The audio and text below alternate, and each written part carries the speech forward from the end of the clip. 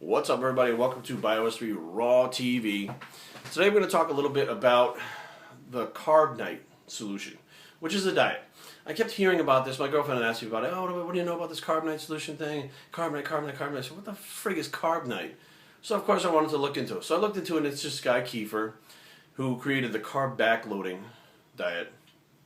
Now has Carb Nite, where it's essentially you have a night of eating all kinds of junk. That's what the take home was from it that I got, and that's the way that it's promoted and displayed towards anybody who reads this thing. I can eat junk and lose weight. Boom. Now let's get to the nitty gritty.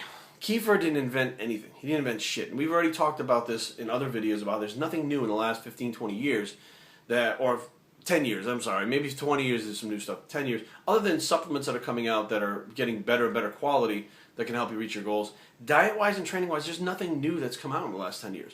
So when I kind of looked into this, because I didn't really know much about it, I didn't know anything about it, to be honest with you, I learned that Kiefer, right in his mission statement, thanks and credits Mauro Di Pasquale for breaking ground with the diet originally called the anabolic diet, which now he calls the metabolic diet. And Kiefer says he took that diet, or he took his information and tweaked it and stuff and came up and further enhanced it and made it better to where he has Carb Nite now.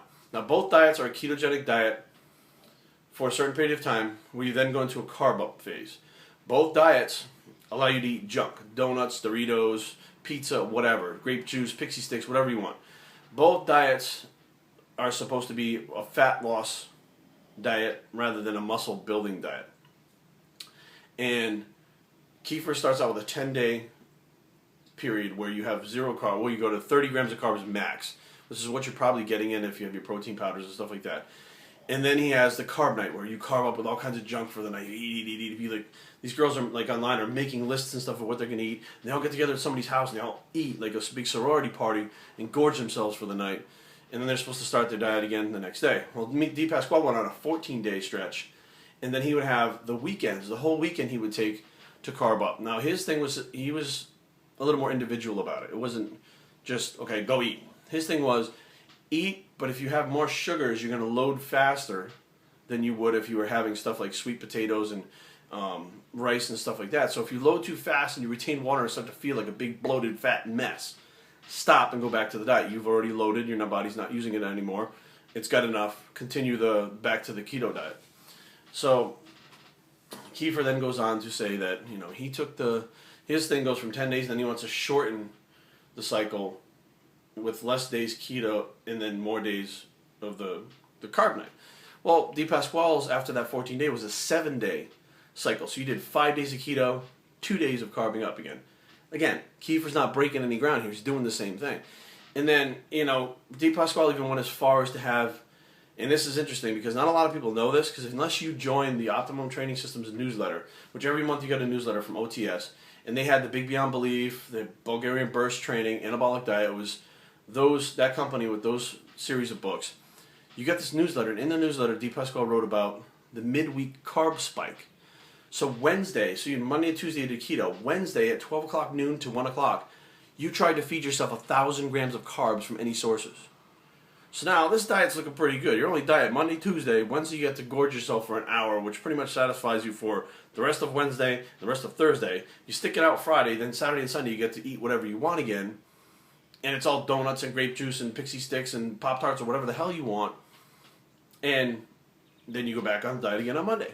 Same thing Kiefer's doing. Again, nothing new. Nothing that's so groundbreaking that, the problem is the anabolic diet was back in 94, 95. And it kind of lost its way because it didn't work out to be what it was supposed to be.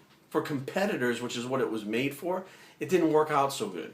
The program didn't bring you down to that lean body fat to where you can compete as a bodybuilder nowadays, bodybuilder figure or physique, but it would bring you down to like a bikini physique to where your body fat was not as low. So now because bikini is such a big sport now in the physique sports, the diet comes back around with Kiefer. He's able to give it to these girls because they don't have to get as lean as a figure competitor, a bodybuilder, or a physique competitor. So now this is perfect for them, but again, it's not new. So everything's been recycled, and there's another guy named Dan Duchaine. Dan Duchaine came out with the Ultimate Diet, another improved upon was the Ultimate Diet 2.0 after he died. Another book was written, which really didn't improve upon anything.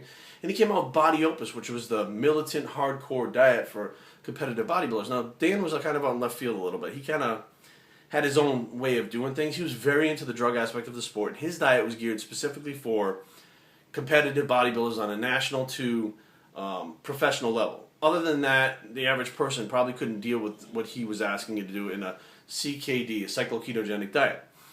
And D. Pasquale went on, after his anabolic diet kind of lost steam, so to speak, in the bodybuilding circles, he went on to improve it and call it the metabolic diet, which is something completely different. It's a regular weight loss diet, not for competitors, etc. And that's doing really well because it is a non-carb based ketogenic diet that now they're finding can actually stop cancer. It can actually kill cancer cells if you're on a ketogenic diet. So, matter of fact, Fred Hatfield, the guy who did my first certification in the ISSA, a very good friend of Mauro Di Pasquale's, had bone cancer, and he had about 7 months to live, and they started him on the metabolic diet, or a version of his keto diet, and not only did the bone cancer go into remission without chemotherapy and any of that stuff, but Hatfield's still alive. There's a video on YouTube, if you search Fred Hatfield cancer, I'm sure it'll pop up. But as you can see, again, as I'm hearing all this stuff like, oh, it's the most amazing new invention, carb backloading, carb Nite, carb this, carb that, I'm like, none of this shit is new. Again, like, what is, I don't understand why. I mean, I guess I do, because no one had repackaged it. No one had put it out there, so this Kiefer guy did it, and all of a sudden now he's a hero because he has this great diet that everybody thinks that he, invented. But he does give Di Pasquale the credit for starting it, and that he just took it and kind of improved upon it. But having used the anabolic diet myself, it didn't get me as lean as it did doing the normal carb cycling or carb depletion or whatever other things that I had done when I was younger. And that year that I used it, when I was 19 years old, was probably my worst showing on stage ever, because it will help you lose weight, and it'll help you get down to the a bikini competitor's physique, where you still have body fat, but to get to that super lean look that I had the previous 2 years, or the previous year, because when I was 17 I sucked. So the previous year, it never got me down there, and that's when I went back to listening to my former mentor Al about doing the diet ways and stuff like that he was doing, because that's what actually produced the results, and the anabolic diet didn't do what it had promised to do. So I hope this explains a little bit to you guys about what the Carb Nite is, how it works, the fact that it's not new, the fact that if you look up anabolic diet on the anabolic diet on Google search, the metabolic diet, Body Opus, Ultimate Diet 2.0, these are all versions of the same diet, but this Carb Nite is geared specifically towards women. That's what I'm seeing using this thing 99% of the time. Not so much guys, women. They actually make like a big event out of it and get together, and that's what they do. bios3training@gmail.com. Leave comments down below, www.bios3training.com, and we're out. I'm going to go have a Carb Nite.